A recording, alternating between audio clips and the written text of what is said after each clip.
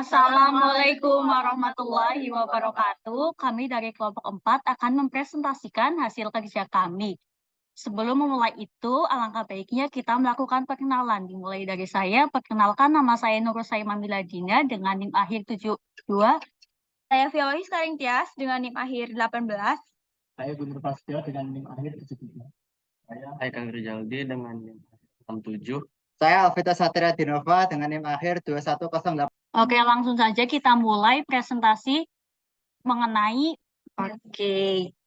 Jadi di sini saya akan menjelaskan tentang fungsi dalam C++.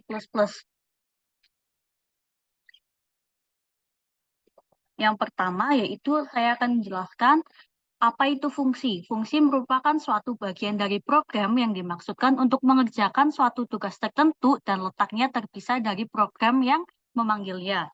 Yang kedua yaitu kapan fungsi digunakan. Fungsi itu digunakan saat akan menyederhanakan kode program, menghindari penulisan kode program yang berulang-ulang.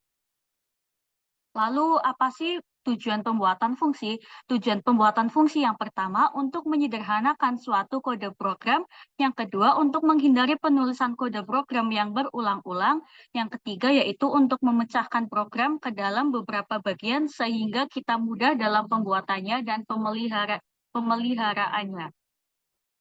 Jadi inti dari fungsi yaitu untuk menyederhanakan kode supaya tidak berulang-ulang. Oke, akan dilanjutkan oleh teman saya. Selanjutnya, bagaimana sih mendeklarasikannya? Struktur umum penamaan fungsi itu ada tipe data, terus nama underscore fungsi, tipe data, argumen atau parameter. Struktur umum penamaan prosedur ada void, nama, underscore prosedur, tipe data, argumen atau parameter.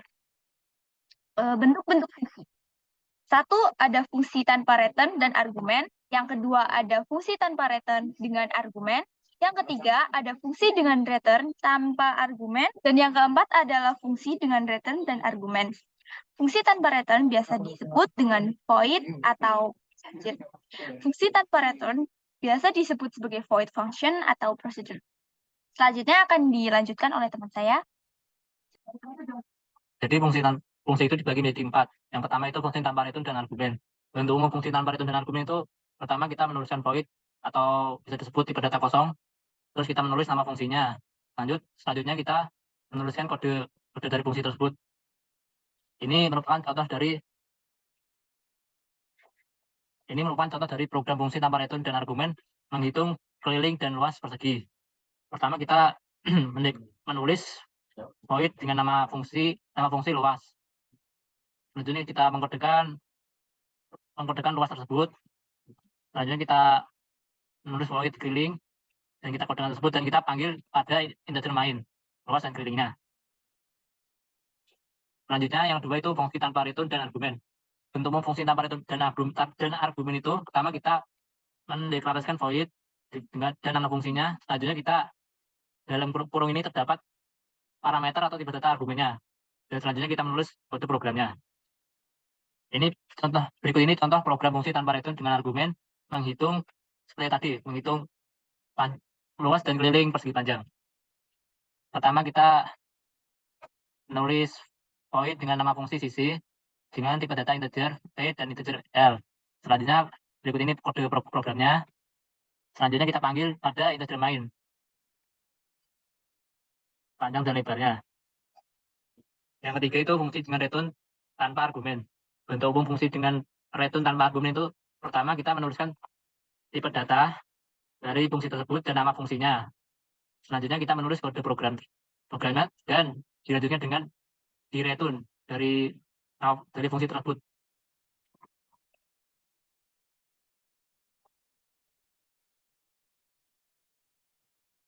Berikut ini contoh program fungsi dengan return tanpa argumen, yaitu menghitung panjang dan luas persegi panjang.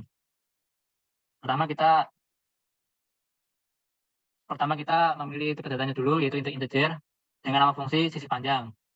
Selanjutnya kita menulis programnya seperti berikut ini dan kita return dengan nama fungsi dan kita return itu integer p-nya kita return. Selanjutnya ada fungsi dengan nama sisi lebar yang tipe datanya integer. Selanjutnya kan kita tulis kode programnya dan kita return L ini, kita return. Selanjutnya kita panggil pada integer main.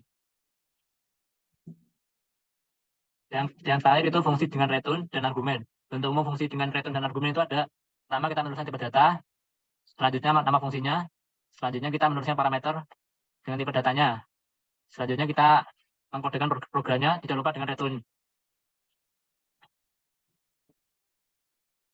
Nah, berikut ini contoh program fungsi dengan return dan argumen. Pertama, kita mendeklarasikan fungsinya, yaitu dengan tipe data integer dengan nama fungsi hitung luas. Nah, kita masukkan parameternya yaitu P dan L dengan tipe data integer. Selanjutnya kita buat kode program yaitu luas. Selanjutnya kita return luas itu. Nah, selanjutnya kita juga membuat fungsi dengan nama hitung keliling dengan tipe data integer dan parameter P dan L dengan tipe data integer juga. Dan kita membuat kode program dari keliling tersebut dan selanjutnya kita return dari keliling tersebut. Nah, setelah itu kita memanggilnya pada integer main. Fungsi rekursif. Rekursif adalah proses dari suatu fungsi yang dapat memanggil dirinya sendiri secara berulang.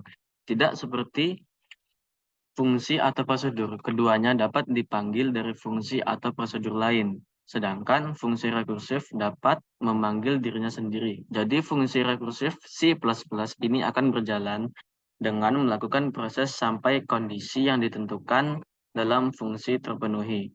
Fungsi rekursif adalah salah satu teknik pemrograman yang paling penting, yang dalam beberapa kasus jauh lebih mudah digunakan.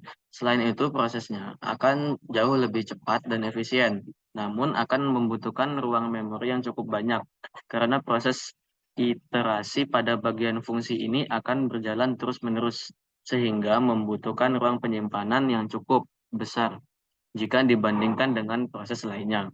Bahasa pemrograman C++ yang mendukung penggunaan rekursif, penerapan fungsi ini juga cukup banyak, misalnya untuk mencari nilai dan menghitung nilai faktorial. Ini merupakan contoh program dari fungsi rekursif, yaitu menghitung faktorial. Pertama kita deklarasikan tipe datanya dulu, yaitu integer, dengan nama fungsi faktorial. Dengan parameter juga tipe datanya integer dengan nama. Selanjutnya kita return nama fungsinya tersebut dan mengalihkannya dengan fungsi faktorial n-1. Ini akan terus di looping selama n tidak sama dengan 1. Selanjutnya kita panggil fungsi tersebut dalam integer main. Berikutnya saya akan menjelaskan terkait fungsi overloading. Fungsi overloading merupakan sebuah konsep di mana terdapat beberapa fungsi yang sama dalam suatu program, namun memiliki jumlah atau tipe data parameter yang berbeda. Terkadang para programmer itu pusing dalam menentukan suatu nama sebuah fungsi dikarenakan memiliki konsep yang sama dengan fungsi yang lain. Oleh karena itu terciptalah fungsi overloading ini, yang mana kita dapat membentuk suatu fungsi dengan nama yang sama dengan fungsi yang lain, dengan syarat jumlah parameter atau tipe data parameter tersebut berbeda dengan fungsi yang lain. Contoh. Berikut ini saya buat sebuah fungsi overloading. Kita masukkan deklarasinya integer luas, yang mana di dalamnya berisi integer variabel 1 kemudian variabel 2. Lalu untuk mengeksekusi fungsi luas tersebut, saya mereturn variabel yang ada di dalamnya, kemudian saya kalikan. Lalu kemudian saya membuat fungsi lagi, yaitu dengan nama yang sama luas. Saya masukkan integer yang berbeda, yaitu integer 1, 2, dan 3. Yang awalnya tadi hanya 2 variabel, sekarang saya menambahkannya menjadi 3 variabel. Saya return dengan eksekusi, yaitu variabel 1 ditambah 2, kemudian dikali variabel 3 dan dibagi 2. Kemudian saya buat lagi string dengan nama yang sama luas. Tadi kita melihat kan fungsi yang pertama menggunakan integer, juga fungsi yang kedua menggunakan integer. Kemudian fungsi yang ketiga saya buat dengan tipe data string. saya masukkan variabelnya ada variabel 1 dan variabel 2, yang mana keduanya juga merupakan string. Saya return variabel 1, saya tambahkan kata kali, kemudian ditambahkan variabel 2. Oke, kita eksekusinya, kita masukkan integer main, cout. Luas yang pertama kita masukkan variabelnya. Di sini saya mengambil contoh 3 dan 4. Kemudian yang kedua, cout ini akan mengeksekusi fungsi yang kedua, yaitu yang mana terdapat 3 variabel, yaitu 5, 4, dan 3. Kemudian kita lanjutkan cout luas untuk mengeksekusi fungsi yang ketiga, yang mana berisi kata 1 dan 2. Oke, mari kita lihat hasil runningnya. Oke, yang ini 12 merupakan hasil running yang pertama. Ini integer luas dengan 2 variabel.